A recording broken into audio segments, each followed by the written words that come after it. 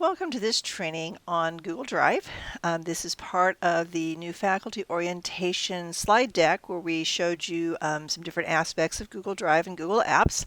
And the first one we're going to do is the exercise. It's the very first exercise in the slide deck called Google Drive Exercises. And we're going to access Google Drive, and to do that we're going to go here from your email, go up to the Google Apps Launcher and select Drive. And we're going to go over this screen interface. Here we have the new button, which we'll talk about more in a few minutes. But then we see My Drive, and that's very similar to the idea of the Windows Explorer or the Apple Finder, where you can see all of your folders. When you click the triangle, you can see an expanded list. And over here you see the contents of My Drive. Next you see Shared with Me, and this is all the folders and files, Google Docs, that have been shared with you. You can look at those. You can add them to your drive so that they're easier to access, the ones that you care about. Or if you don't want to see them, you can right mouse button, click on them and say remove.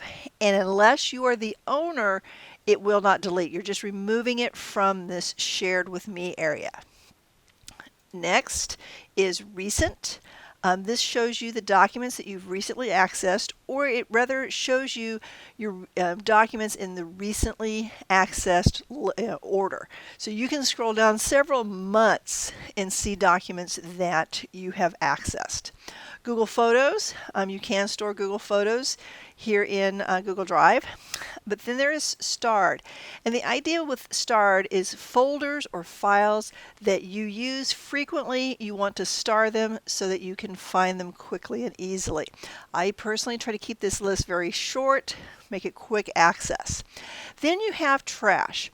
When you delete files or folders, they go here in the trash. And they stay in the trash until you come to this section here where it says Trash, and you click on it and say Empty Trash.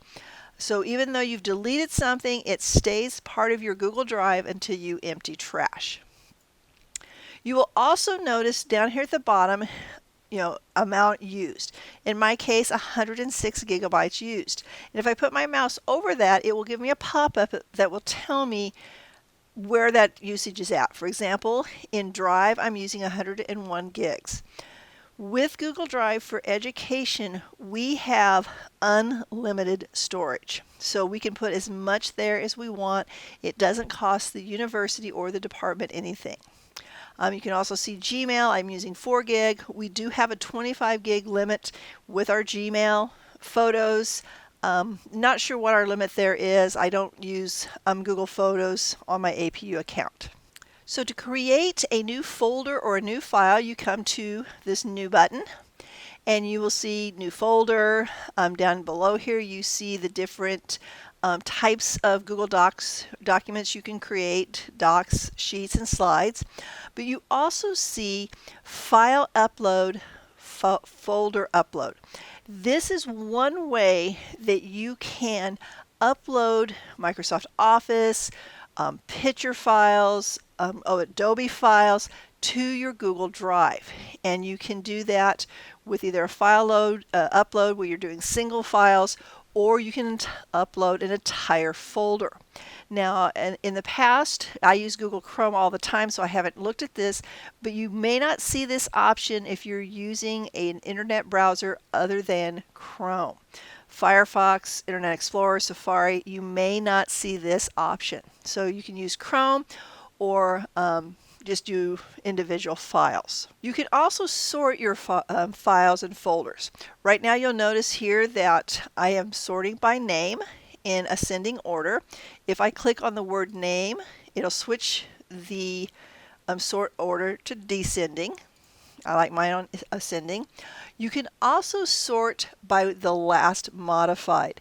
And if I hit this down arrow here, I can see last modified by me, and last opened by me. So these are just different ways that you can use to find your files. Speaking of finding files, Google Drive does use the Google search to be able to look for files or folders. You could just click up here and type the name or information that's in the document you're looking for and have Google search. You can also drill down and say, I want to look for PDFs or spreadsheets. You have here more search tools, which you can click on, and that expands this list where you can drill down even more. So here I could say I'm looking for text documents, and I can say modified. And you don't have to use all of these options. You can use the ones that will help determine what you're looking for. But you can set a date range of when this document was modified to help find your document. Item name. You can enter terms that are in the file name. Or here you can enter words that are found in the file. I use this one frequently when I'm trying to find a document that's been shared with me and I don't quite remember the name of the document. I can come here and say I want to find it if it was shared by or the owner is a specific person. But you could do anyone, look at only files that you own or ones that you do not own.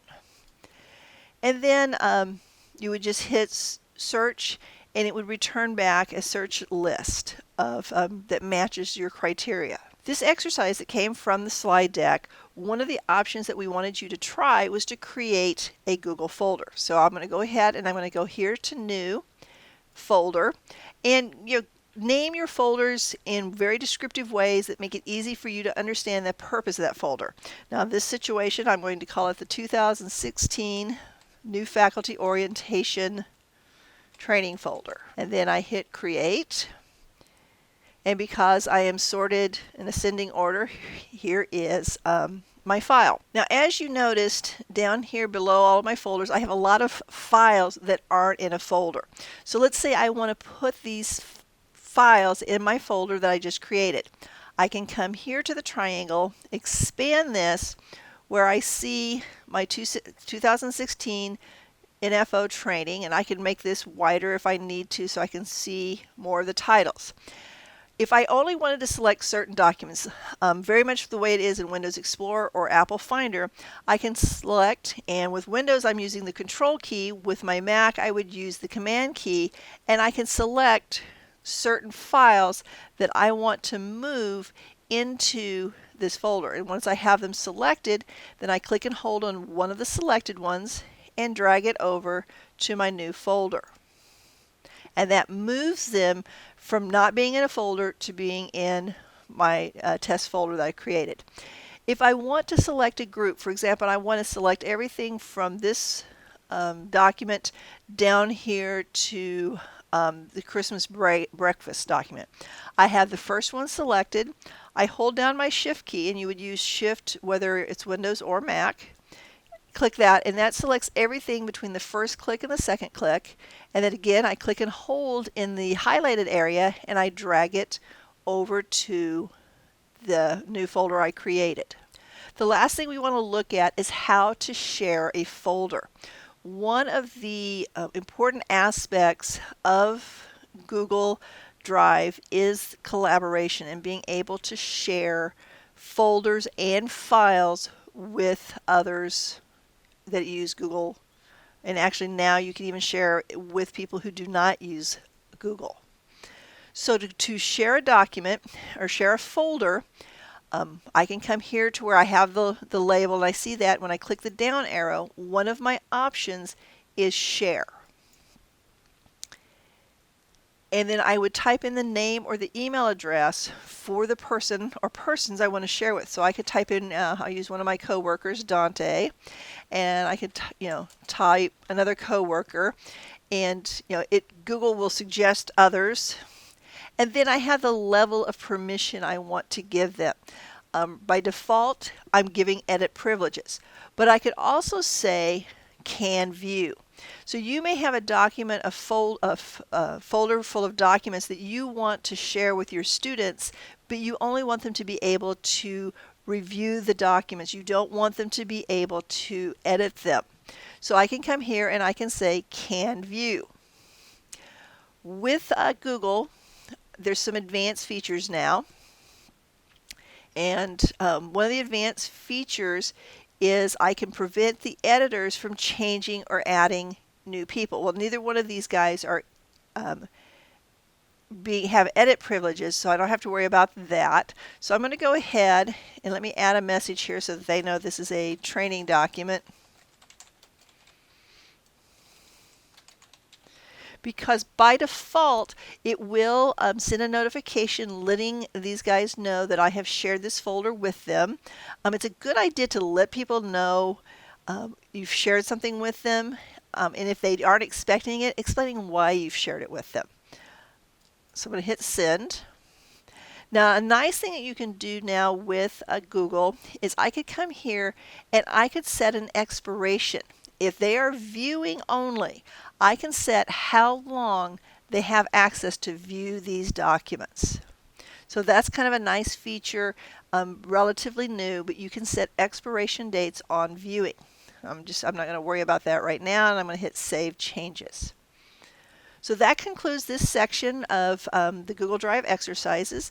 Hopefully this has answered a lot of questions. Feel free to contact training@apu.edu or contact ITT if you have additional questions. Have a great day.